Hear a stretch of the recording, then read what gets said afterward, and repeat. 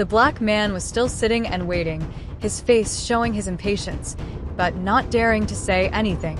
She sighed. Just as she was about to find her own way inside, a deep voice rang out from behind her. "What is this?" Jordan turned and saw a large man in his mid-40s wearing a neat police uniform. He had short light brown hair, a square face, and piercing blue eyes. The badge on his chest read, Lieutenant Richard Miller. Miller looked her up and down, his eyes filled with judgment. He didn't greet her, just stood there with his arms crossed, looking annoyed. "What are you doing here?" he asked, his voice dry. Jordan kept her composure.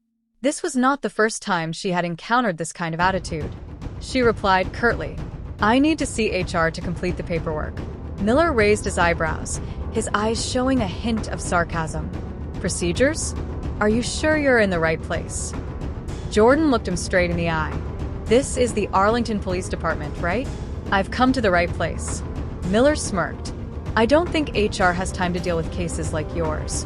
Jordan understood what he meant by that. Cases like yours.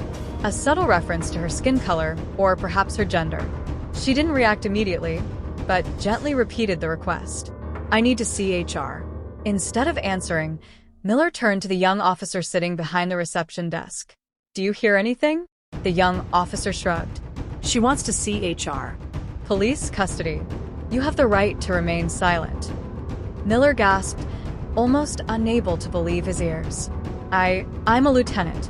You can't do this to me." But no one cared about his words anymore.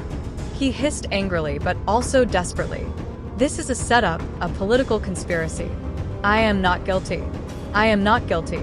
Jordan kept her face calm, not shaken by his screams. "You have the right to explain yourself in court," she replied coldly. "But now you will have to face the consequences yourself." He stood still, his eyes full of panic, because he knew this time he could not escape. Two officers escorted him out of the office and straight downstairs. The door slammed behind them. The space in the police station fell into an eerie silence again. Jordan's sharp gaze swept across the room. The officers who had once laughed and joined Miller now avoided her gaze. "I don't need to say it." "You all know how serious this is." Jordan's voice was cold, but there was no need to raise her voice because every word she said was as heavy as a hammer. Some officers stood straight, their faces stiff, not daring to move. A young officer muttered, his voice, "We were going to be suspended." No one answered him, but everyone knows the answer is yes. Just an hour later, senior police officials held an emergency meeting. Miller's case report was placed in the middle of the conference table along with video evidence. A senior official flipped through the files, then sighed. So, Lieutenant Miller not only assaulted his colleagues, but was also involved in multiple previous racist incidents. Another nodded, his face solemn. "It is unacceptable. We cannot allow him to continue in the police force. No need for too much controversy." Richard Miller was fired immediately. At the same time, the officers who had colluded with him were also suspended and severely disciplined. A real earthquake just swept through this police station. That same night, the video of the incident spread at a dizzying speed on social networks. Social justice activists took to the streets demanding drastic reforms. Television news continuously broadcast the event, raising questions about racism in the police force.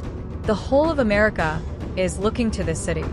2 days later, Jordan stood in front of City Hall speaking before hundreds of reporters and residents. Her voice was calm but strong. "I didn't come here to maintain a broken system. I came here to change it." She paused, her eyes scanning the crowd. "Anyone on my police force who is racist, who has a disregard for fellow citizens, that person will be removed." The crowd applauded loudly. Jordan looked straight into the camera, sending a clear message. "I will not give in, and I will not stop." Thank you for taking the time to listen to this story. If you like this content, please click like and subscribe to the channel so you don't miss the next meaningful stories, because tomorrow we will have another meaningful story for you.